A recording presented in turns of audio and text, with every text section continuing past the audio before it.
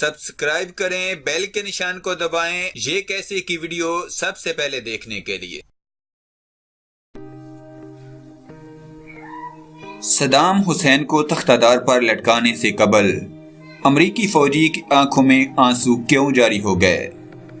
برسوں بعد امریکی فوجی نے بڑے راز سے پردہ اٹھا دیا۔ السلام علیکم دوستو، میں ہوں شبیر اور آپ دیکھ رہے ہیں یہ کیسے۔ 12 سال قبل 30 دسمبر 2006 کو عراق کے سابق صدر صدام حسین کو تختہ دار پر لٹکا دیا گیا تھا۔ تاہم ان کی موت کے بعد بھی بہت ساری باتیں منظر عام پر آتی رہی ہیں۔ امریکی فوجی افسر کی لکھی گئی کتاب BBC میں اس نے لکھا ہے کہ امریکی فوج کے محافظوں اور صدام حسین کو سزائے موت دینے والی ٹیم کے حوالے کیا تھا تو سب انہیں الوداع کہتے ہوئے زاروں قطار رو رہے تھے۔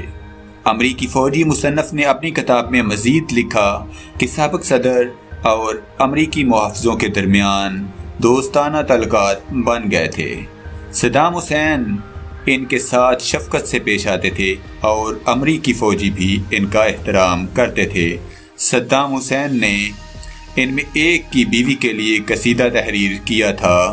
وہ اپنے کمرے کے باہر چھوٹی سی کرسی پر بیٹھ جاتے، اس پر ان کا دسترخوان سجا ہوتا تھا جس پر عراق کا چھوٹا سے پرچم بھی نصب تھا۔ وہ سگریٹ پیتے اور امریکی چوکیداروں سے دل لگی کیا کرتے تھے۔ سابق صدر صدام حسین نے اس دوران انہیں اپنے بیٹے عدی سے اپنی ناراضگی کا قصہ بھی سنایا تھا۔ مجھے امید ہے کہ آپ کو ہماری ویڈیو بہت پسند آئی ہوگی۔ ویڈیو کو لائک کیجیے اور زیادہ سے زیادہ اپنے فرینڈز کے ساتھ شیئر کیجیے۔